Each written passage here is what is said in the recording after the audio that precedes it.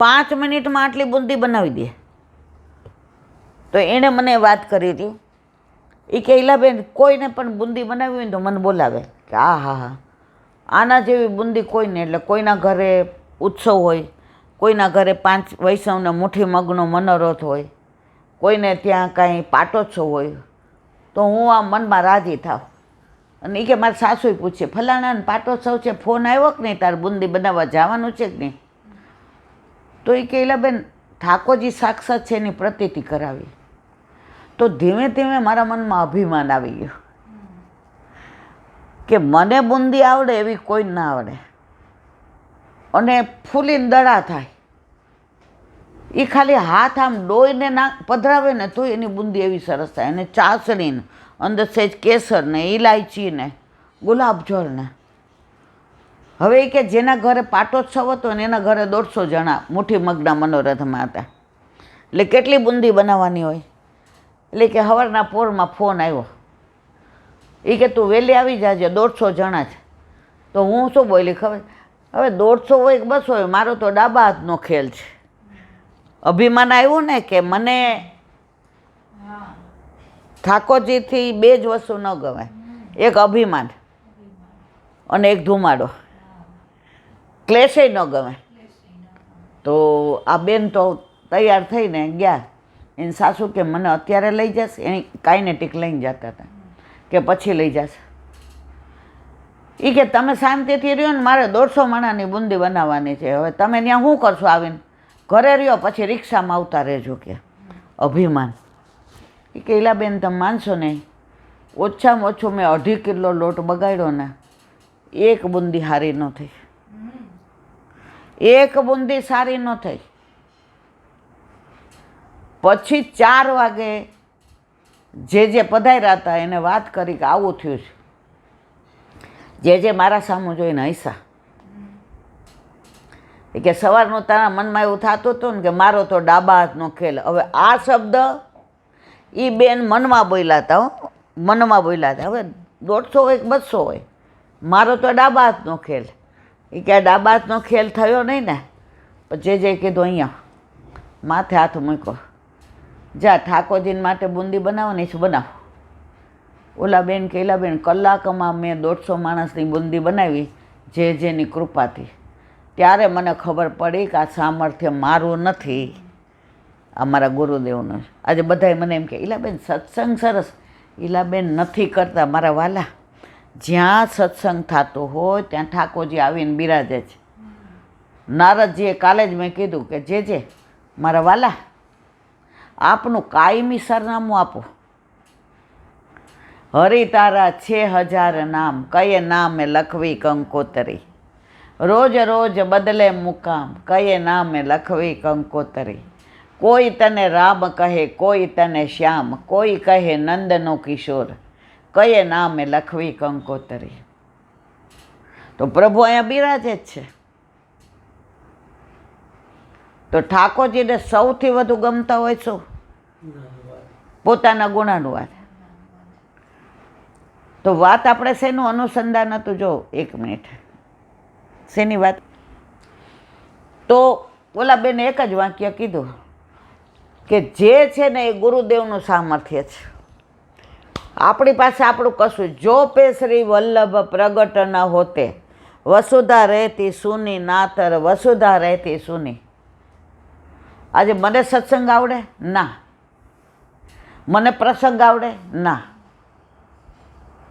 મને ભાવ ના આવડે? ના. લીલા ભાવના જે કરે છે અમારો વાલો કરે. આ આપણો સત્સંગ હોલ છે. આમાં વલ્લભ ને મારા ગોસાઈજી બિરાજે છે. અહીંયા બેસું ત્યારે મને ખબર નથી હોતી કે મારે શું બોલવાનું છે. મને એ ખબર નથી હોતી કે કયા શબ્દો. કરતે હો તુમ કનૈયા, मेरा नाम हो रहा है, सब आपके कृपा से मेरा કામ હો રહા હૈ. બધું એ કરે. પણ આ જશોદાનો લાલો છે ને, યશોદા એટલે શું? બીજાને યશ આપે એને કહેવાય યશોદા.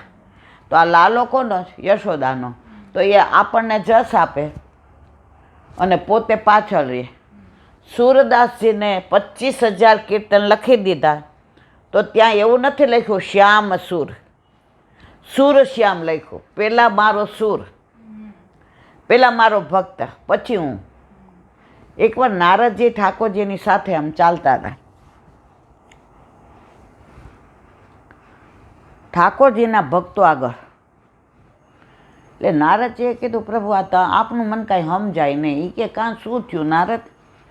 એ કે ભક્તોની આગળ હલાય કે પાછળ હલાય? વર હોય એ આગળ હાલે કે પાછળ હાલે? ઠાકોરજી કહે નારદ તને ન ખબર પડે, કારણ કે મર્યાદા ભક્ત હતા ને. પણ નારદજીએ ચરણ પકડી લીધા. જ્યારે તમે ઠાકોરજીના ચરણારવિંદ પકડી લ્યો ને ત્યારે ઠાકોરજી પછી પરવશ બની જાય. ઠાકોરજી કે સાંભળ નારદ, તને ખબર છે આગળ મારા ભક્તો ચાલે છે ને એના ચરણની રજ ઉડે છે ને એ મારા ઉપર પડે છે. તો મારામાં જે 14 બ્રહ્માંડ છે, ત્રિલોકનો નાથ છું, આ બધાને પવિત્ર કરવાવાળા મારા ભક્તની ચરણ રજ છે. એટલે હું આગળ નથી ચાલતો, એટલે હું પાછળ ચાલું છું. એવા આપણા ઠાકોરજી છે. આપણા ઘરે ઠાકોરજી બિરાજે.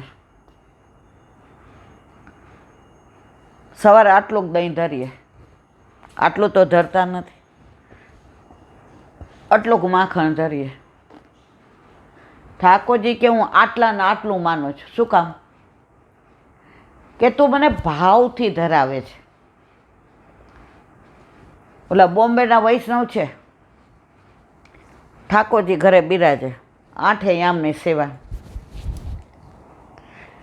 એટલે એક વૈષ્ણવ મને કે એટલી સુંદર સેવા કરે.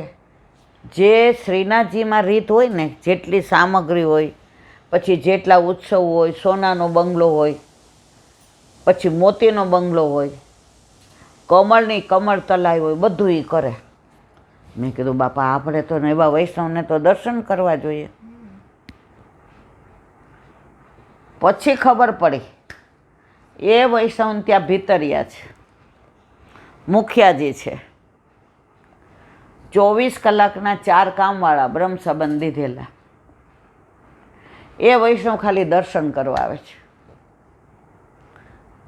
વલ્લભ કહે છે આવું બધું મને નથી ગમતું. તું જે કર ને એ મને ગમે. ઓલા વૈષ્ણવ બાપુનગરવાળા હોય કે આ હોય, શું કહે?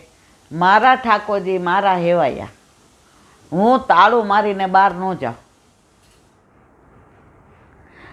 આવા વૈષ્ણવારે ઠાકોરજી વાતો કરે, મારા ને તમારી યારે કરે નહીં. કારણ હજી આપણામાં એવો ભાવ નથી. આવા તો બધા ઘણા પ્રસંગોને ઘણી વાતો. એક નાની વાત.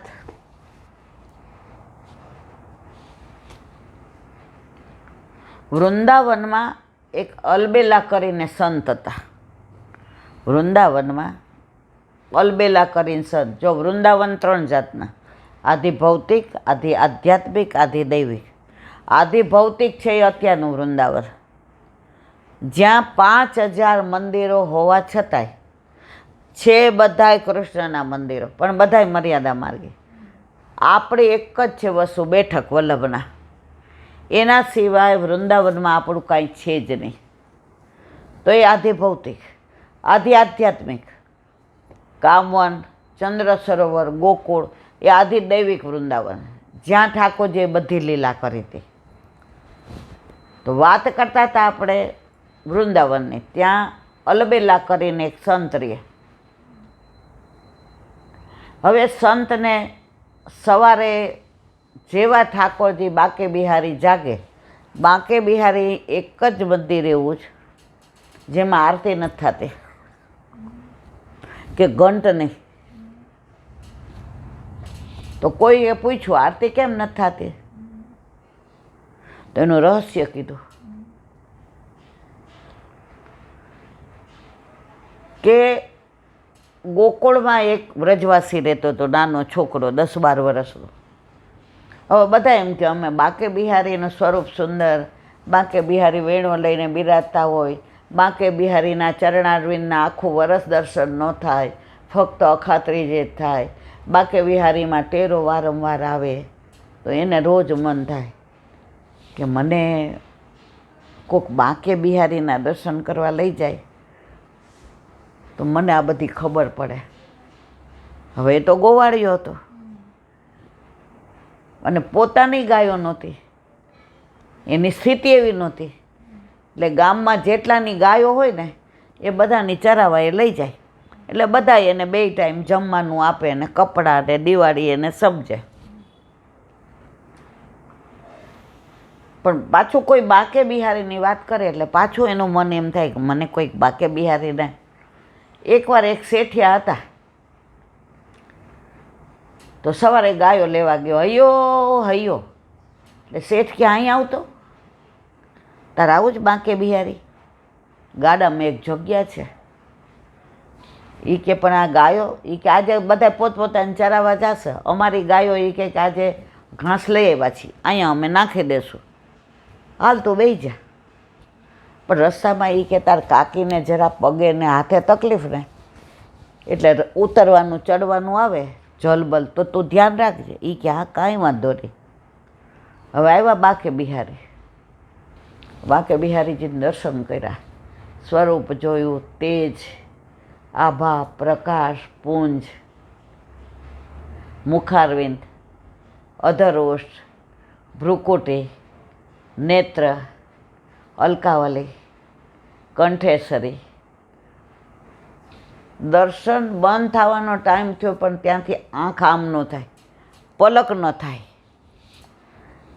એ કે આપણે ત્યાં ગાયો છે બાંકે બિહારી? તો બાંકે બિહારીના કંઠમાં પુષ્પના જે માળા જે હતા ને એમાંથી એક ગુલાબ ખરીદ નીચે પડ્યું. એટલે બાંકે બિહારી કીધું હા મારે ત્યાં છે ગૌશાળા. આને પૂછ્યું શું, આપણે ત્યાં ગાયો છે ગાયો? બાંકે બિહારી બધાની હાજરીમાં તો કે નહીં હા છે. તો એમના કંઠમાં જે પુષ્પની માળા હતી એમાંથી ગુલાબ ખરી ગયું મોટું, જે પદકમાં હતું. એટલે કે સીધી રીતે હા પાડો ને. કે બાંકે બિહારી હસતા એને મુખારવિંદના દર્શન થયા. એ કે ગોવાળિયાની જરૂર છે, ગોવાળિયાની? હું સમજણો થયો ને ત્યાંથી ગાયો ચરાવું છું, તો તમારે મને ગોવાળિયા તરીકે રાખો તો મારે પાછું જવું નથી. કે આખી માળા જીવડી થઈ ગઈ અને નીચે પડી. એ કે આપણું પાકું થઈ ગયું. હવે બધાય વયા ગયા અને આ એકલો ઊભો ઊભો બસ બાંકે બિહારીના સ્વરૂપની અંદર એવો તલ્લીન થઈ ગયો, એવો લીન થઈ ગયો. દર્શન બંધ થઈ ગયા, સાંજ પડી ગઈ, પોતે ઊભો છે એનું ભાન નહીં. ઓલા પૂજારીએ જોયું કે હાડો 12-13 વર્ષનો છોકરો સવારનો અહીં ઊભો છે અને કંઈ ભૂખ ભૂખ નહીં લાગી હોય. એટલે એણે પાતળ પીરસી. એ કે હાલ. ધીમેકથી બાંકે બિહારીને કે આપણી વાત ધ્યાનમાં રાખજો. એ કે પાતળ મોકલી એટલે સમજી ગયો કે મારી ચિંતા આપણે છે, નહીં તો મને પાતળ કોણ આપે?